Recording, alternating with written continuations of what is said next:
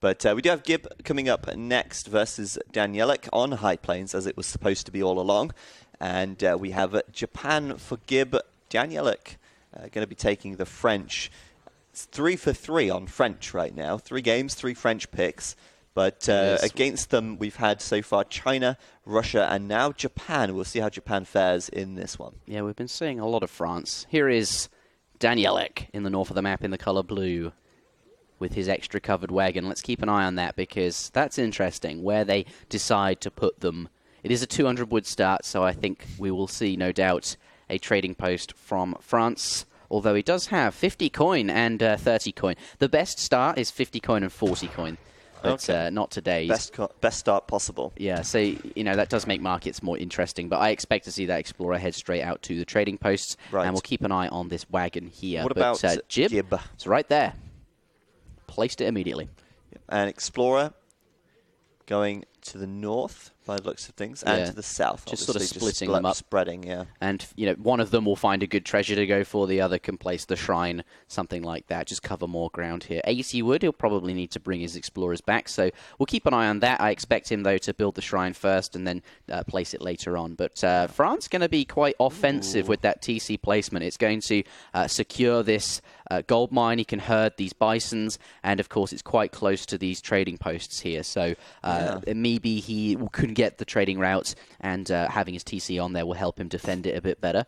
But yes, GL indeed. The consulate now going down, and I expect, especially because it's GIB, for him to go for that Heavenly Kami shipment. We'll see the reduction to, indeed, the shrine costs, and we'll be comboing that with the Portuguese consulate as usual. Quite greedy. We will see. But, yeah, that forward TC, I like that from Danielek. I think, he's looking at those tasty 5 TPs there and thinking, you know what, I fancy me 3 or 4 of those. It's nice. Getting those extra shipments, it can really be, give you a bit of diversity. It gives you options, and it gives you the ability to get ahead. So it's interesting that he's going for that. Obviously, both players here at the moment just going to be treasuring around. We've got 130 food, which I think is really nice, very early on. And, it's kind of ridiculous. I think... these Japanese explorers just stun it and kill it. Easy. Yeah, they can pick them up. They're pretty good at treasure collecting, that's for sure. Does pick that up, and it's going to make it easier to use these 2 TCs. And I was wondering why he was going for that, because he needs to place his shrine. But then I remembered, actually, you don't need the extra population because you start with 2nd TC. So you can delay that quite a bit, actually, which might explain why he's not... text being researched. He's going for it now. It's sort of slightly later than usual. But, not needing to place that immediately. And 70 coin as well. Yeah, and I think nature of the beast will be that Gib will sort of pull ahead on treasuring a little bit. I really like this. He sent his 3 Vil shipment to the forward TC, just so that the hunts at home don't get used up so quickly. Might as well be having them gather on hunts that perhaps later in the game will be denied from you or something like that. You say that, but that's also his home at the front there. That's his second home. That's true. Yeah, he's got 2 homes. His father on the weekends, and he has some hunt over there. And, when he heads back in the week, he has some at his other home as well. It's all good. Yeah, whereas this guy, he's just got a big home. Yeah, just a big old family right there. But, very defensive from Gib. But as we know, the Japanese do like to play from the Fortress H. Poof. There it goes. Yep, Danielek will be going up with the Quartermaster, so nothing unusual there. And that, to me, looks very much like the Toshogu Shrine. There it is. Yep. And 300 food shipment coming in first. That's interesting, isn't it? You don't see that often. But I think that's just a case of, give me food. Give me villagers. I don't want to have any idle time. Yeah, it seems that the 2 Vil shipment just is a bit sort of... he's not even in his deck. That's how rubbish it is, right? So instead, we'll send 300 food, which is... 3 Vils. Yeah, it's kind of like 3 Vils. And it also gets your TC up, your Wonder up more quickly. And, age time is still really important, right? You want to start sending those shipments, and you don't want your opponent to have like 5 cav in your base running you ragged like we saw in the last game. So 300 food, maybe it's pretty good, and Gibbs seems to think so. Yeah, I think so too. And at the moment, starting to get, he's got 1 shrine, right? But I wonder if he'll send Heavenly Kami and then start to shrine up a little bit. Yeah, he hasn't done that. Usually Gib, he's in the Yumi W clan, as you can see. He likes to build a lot of walls. We usually see Heavenly Kami from him. But neither of those things just yet. Cords of 300 wood. Okay, I don't think he will be going Heavenly Kami. Could be going for an outpost, though, or trading post, sorry. Yeah, he could be. He's got units positioned for that. And if indeed, yeah, it looks like he's going to do that for sure. That's nice, because it means if Danielek wants to get the whole route, it's going to be a bit more awkward, because his opponent's going to have a stake in that and be benefiting from the If I was Gib, upgrade. I would type 14 in the chat. Upgrade your trade route. Yeah, I would. I'd put an AoE 14 in the chat. I want to see AoE. I want to see AoE 14s in the chat. If you're subscribed in the chat. Yeah, we need an 11 emote. I think that one would work it would work really, really well for a number of reasons.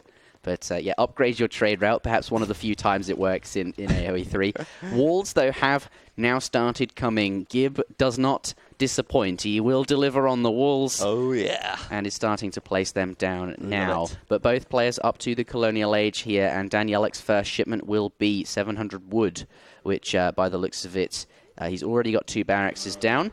Has he built any houses? He's built no houses just yet, bar the one. And I think now with that 700 wood, we'll start doing it. And it's going to start, by the looks of it, with crossbow pike. I love it. Pikes in one, crossbows in the other. And these kill the trade route. Yeah, kill the shrines. Something. He's clearly going to siege, isn't he? He knows that's what these things are good at. And it's so nice because, he's playing so defensively at home with walls. So just, you've just built your shrines, and now I'm tearing them down before they've even paid for themselves.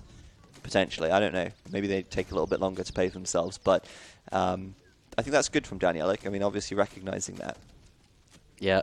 God, I'm just reading Maito's comments in the chat there. He's talking about the 300 food shipment. And, that's the beauty of Age 3 in a way, that you make one change to the format, and suddenly, all the cards and stuff, interact with the game differently. Yeah. And there's a lot of room to be creative, so I'm really enjoying these alternative formats, and I hope we see more of that kind of thing, indeed in Smackdown, which we will, and of course these tours that we're doing. But big wall.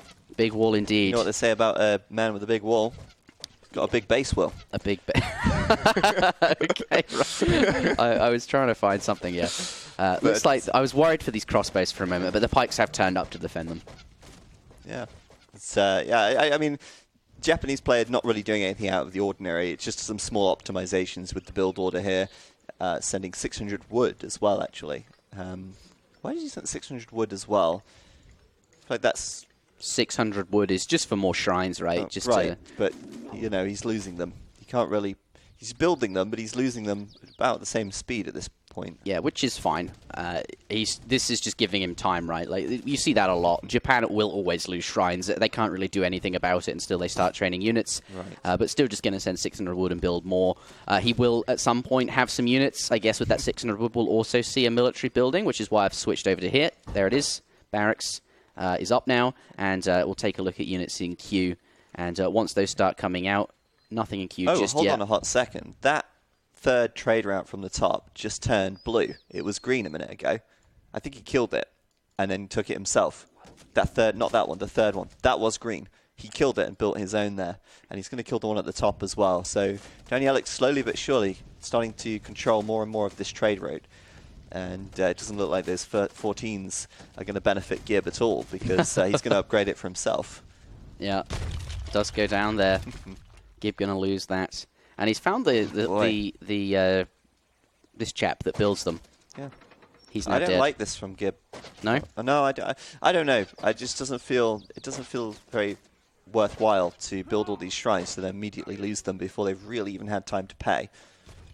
Well, they've given him the time right that he needs to get units out, and now he's got his crossbows. True. He should be able to defend a good number of them. He should scare these pikes away, and I think he will. How many units does he have is the question. Just the Posterios. He's really taking his time, isn't he, to train units? Yeah, but he is still... I mean, let's have a look at recalculated unit. Pardon me. That should be on always. Yeah, he's still actually ahead economically, so that's not too bad. But, again, losing shrines. And it just makes me feel like maybe if they were invested somewhere else, it could be more beneficial, but... Yeah, it's nice to put them all over the map, right? Because these two up here are really quite out of the way. like ones down here perhaps. You want to have them like on opposite sides of the map here as well. If they're all clustered together, it makes it much easier for the pikeman to kill them. But now the Yumis are out, he can start defending his shrines, and this is kind of what he wants, right? Well, there you go. Danielek, look, up to the Fortress Age a hair faster than both Gib. of them, reaching it pretty much the same time. And in queue now, Skirm and Cuirassiers. He's going to be making a little mix of both by the looks of things. And I think that's quite nice, actually. I mean, Cuirassiers here will be very strong against the Yumi. Yeah. And the Skirms, I think, will outrange them as well, so that should be quite effective, I feel. Yeah, the only thing he's lacking, I guess, is the siege to break through the walls. Yeah. But you know, if you just get enough units, you can destroy buildings here. Look at this, rebuilding it again. Contesting that trader out, and I mean, he's losing another one in the south. And you know, the thing is, I don't know if I think it did get one pass. I think that one in the south got one pass. He's going to miss that pass, but he got one pass and then he loses it. That's 200 wood right there. That's just gone. Yeah. You know, I do question that, but hey, 2 flaming arrows against 2 falcons. Yeah, and we all know flaming arrows are pretty good against falconets. They have more range, and that's pretty good when behind walls like him. But to answer the siege question that I said, he's got the 2 falconets here. They're now coming forward, and that should be able to knock on these walls pretty easily and start taking them down there. You will have to be wary of flaming arrows. You can't see them just yet, but we know they're there, now coming forward here. A's in the chat, by the way, 2 minutes ago, suggesting that it might be better for France to go for grenadiers. I mean, that's something that A's would do, wouldn't it? Yeah, A's would say that, yeah. Wall is down. Here we go. Quite quickly, I must add as well. And that flaming arrow! What are you doing, Gib? Get it dead. Get it out of there. He's out of there. Look at that man pushing it. Bam! Doesn't even get to fire back, Will. And the second one, also out in front. Gonna go down to the Cuirassiers there, and oops. That's all I can say. Oops, indeed. Yeah, Danielek performing. And deploy your cannons, man. Yeah, they're sort of walking around. Yeah, they've now set up. They're ready. Nice volley onto the ranged infantry at the back there. And this is looking quite tough all of a sudden for Gib. He's got to handle those 2 cannons, and I'm not sure how he's going to do that. He has got 2 TCs, and it looks like they're both focusing at the falconets. That's one way to handle it. Like the falcons are going a bit too deep, perhaps. But he's getting damage done, right? He is. Ville's popping out, and they're going to bash down those falconets. Oh. Can we get one shot on the Vills that are point blank range, please? Thank you. That was not very impressive, though. It could have been better. Yeah. Oh, but that was more impressive. That was better, I agree. But, wow, the Falc's still up. Just maybe get to go down now. But for Danielek there, looking reasonable. But there come the Naginata coming out. And that could be very good. Yeah, there are only in the back, only 3. And one of both. Oh, they're both. Oh, that one's really low HP. They're down. Does have some gendarmes coming, though. That's what he needs to scare away these Naga. And they are now going to disappear. And with that, it's going to put an end to his assault. Did have a lot of idle time on these TCs. And I think if we take a look at units lost, it seems reasonable for both. Although, what do we got here? 2 flaming arrows was lost. Bestiarios, of course. I feel like France actually lost a lot more there than Japan. Yeah, I agree with you. But thank you very much. Sir Callan. 4-month resub. Gib in. Gib in, Gib out, shake it all about. You do the Gibby Koki. And you turn around. That's what Gib's all about. That's what it's all about. That's what Gib's all about. 4 TPs to 1, by the way, at the moment on the back of all this. And those Naginata now just pushing out on the top side, maybe looking to raid. Yeah. So he's going to run into something there. Villagers on the hunt. Yeah, he does respond to it very quickly. Quick reaction from Danielek. And his units are nearby there. And is going to be able to gather. But, yeah, I feel like France did lose a lot of stuff, but he did force a lot of idle time, and he probably forced a big, commitment to defending against it. So I don't know how many shrines were built in that time. I want to point out that Japan has not sent the cherry orchards yet, and he's just saturating that one very quickly. 2,000 food in there. He's going to have to think about that very soon, isn't he? I wonder, it probably will have to be his next shipment, given we're not, it's quite far away. I agree, and it's kind of a bit awkward for him because he just sent 10 Naginata shipment, right? And now he's got to sort of switch back into an eco shipment rather than keeping up the pressure, perhaps. But Danielek going to be pulling ahead on shipments, of course, as we know. I think Stagecoach is in, though, so he doesn't necessarily have to have those TPs on XP. Yeah, and what's he got in queue? Training a few halbs, actually, and he's got another TC going up as well. Pardon me. Interesting. Let's take a look at all units here and see what else he's got here. Just 2 barracks and a stable. There is no foundry there. I think that's really interesting that he's training halbs. They do have good siege, right? Like, it's kind of like training pikemen if you just want them to roam around the map killing the shrines and stuff, whilst the rest of your army is doing other things. For the time being, though, going to place this TC. 2 shrines on that right hunt there. He does. They're getting taken down too. Oh, that's what the halbs are for. Yeah. And there on the left side, he'll take down those other shrines again. And he's going to pull ahead in eco there, quite convincingly. And with the 3rd TC, he's really looking solid, right? Especially at this trading route. I'm feeling Team Danielek. I was saying that Gib, Gib was the higher rated player here, but today France is performing, which might be a theme. Could be. We've seen France in 3 games so far. They've lost 1, they won 1, against all different civs, of course, but... You're going to end us. This is why you say yes and then don't do it. The mind games. Oh, yes. Cherry orchards have come in, though. Yeah, I don't know, man. He's just so passive, right? And it's Danielek now taking that 3rd TC so far forward, locking down the extra coin. There's a lot of coin on this map, but you still need the map control to grab it. And maybe Gib going to come out and find some courrier de bois. But there is a TC really nearby. Yep.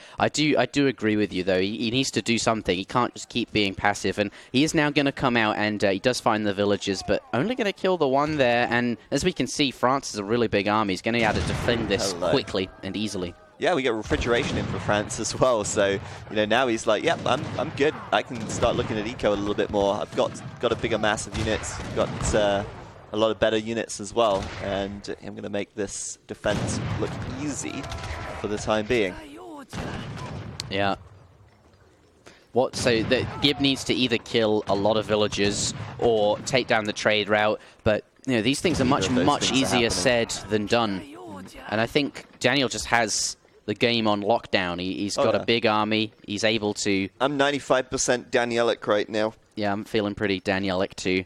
Yeah, I don't see it. Naginata upgrade coming in, the hit points there. I mean, he's got decent number of Naginata, to be honest, but I don't know. I mean, Danielek has goons, he's got cuirassiers as well. He does have a lot of skirmisher, but when do French not have a lot of skirms, right? I mean, yeah, that is one of the key units in the Fortress Age for France, but and indeed other Europeans. Gold coin access. What does he actually have? Not a lot, right? There's not really anything in his base. 2 in his base. They're about to run out. 91 coin, and this one 500. And then he has to go either here or to the north, where the shrines are. Yeah. And that's both of those are kind of risky. The shrines are currently tasked to food as well. Yeah, Danielek knows he's ahead. Cav combat now. And just playing the game really safe. I kind of like this approach. He's just going to, use his 3rd TC and start getting in upgrades for the late game. Can we put Fog of War on real quick? Yeah, we can. Just look at the... Oh, it's already on. Yeah, look at the vision he has across the middle of the map. He does. Like, Green cannot raid him without him seeing it, right? He has full vision of the entire center of the map. It's just a huge thing to have, right? The only way a Green can get round or Gib can get round is on the very edge. Right here, yeah. That is Even true. then, I don't think he can, actually. Or maybe he can. You'd have to really sneak. I think it's like... You can't really see it very well, can you? No, but it's possible. Danielek he's going to know his every move, and that's such a powerful thing to have. And here he goes up to the industrial age. So Danielek wants to get up, get his... he'll have those access to his 3 stronger shipments, and indeed his upgrades, and it's just going to finish the game out by playing very safe, not going to just march in there with his army, instead just going to make sure he gets to this unlosable position where he's got all the upgrades, gendarmes, that kind of thing. But aging up does give Japan an opening. He may be 100 points down, but if there was a time for him to do well, it would be now, before those upgrades are in. Looks like he's about to age as well. But, yeah, Danielek, look at his resources. He's got 2k coin in the bank. He's ready for upgrades. He's just hit industrial. And now either Gib is going to follow him up, or he's going to put his foot down, train more units. Yeah, I think he's going to follow him up. That's a good spot there. He's basically macroed for, I think so too. for the age up. And what has Gib got in the late game? Ooh. Tokugawa, which is fair enough, really He doesn't strong. have that much, actually, does he? But it's okay, because you can send flaming arrows twice. True. And that's one of the Yeah, strongest he's going to shipments. follow him up, but he's quite far behind here. Going up with the Shogunate. Oh, he's going to put a lot of ills on that. Yeah. Get that up quickly. And it looks like Danielek's getting ready to make a move. What's that? Yeah, Voltigeurs and second upgrade from the arsenal as well. Yeah, ranged. Sorry, the blacksmith. He's gotten a cavalry cuirass. Oh, mortars. Mortars. Okay, here we go. That's Don't what you often need. see that. I still feel like falconets may be safer, just because they can help you out in the fight. But mortars, they are going to clean these buildings very quickly, and I'm excited to see mortars. He's even teching them with Gunner's Quadrant. 31 in the chat. There you go. I love that. The siren sounds, and then bam, your consulate's getting blown up. I mean, you gave him fair warning. Let's be honest. That's true. Man, it's just they're so far back, right? And he's got so much vision on the map. He's going to know if Gib's going for a flank. And at the moment, I don't think Gib can do that. Yeah, and Volta Gear with counter-infantry rifling. So huge. They do ×3 now versus the Ashigaru. Really, Should be really an strong. absolute cleanup from France, shouldn't it? But there's the Daimyo there going in and immediately getting surrounded and going down. Yeah. That was a waste. He's just chucking everything at the fight, isn't But, he? I mean, at least try and keep him back. For the stats, yeah. Oh, my goodness. It's all right, though. He can retrain him now because he's got the Shogunate up in Yeah, the I don't think in that the really back there. matters. at I the don't think it moment. matters No, either. It's over. Z move OP. That's right. Yeah. And that TC is going to fall. The army from Gib going to go down. And look at that. So few losses for Danielek there after that engagement. And just, yeah, better upgrades across the board. Larger numbers. And there you go. GG coming out, and Danielek there will be victorious and moves through to the round of 32. There's a big yikes from me, Chief. It is. We've seen a few. I was expecting Gib to win there. I was expecting B-Winner to win in the previous game. This is interesting, and pleased to see it. Apparently, Gib didn't have hotkeys, but I don't know. Yeah, I don't know. That's a sorry excuse. Well, he said it earlier on. I don't know if you can go all the way back, but he said something about having mouse only. Really? Not much. Oh, only mouse. Yeah, I saw it there. How much layers of war should I expect? Not much, because no hotkeys, only mouse. Okay, well, So- that's painful. I guess perhaps that might explain some of it. I don't know. Well, whatever. I mean, it's your own fault if you've not got hotkeys. Unless his keyboard's broken. In that case, I understand. But you can always take the time to set your hotkeys up before you start a game, right? Yeah, and you could see here that Japan was outclassed in resources gathered, and that pretty much sums up the game.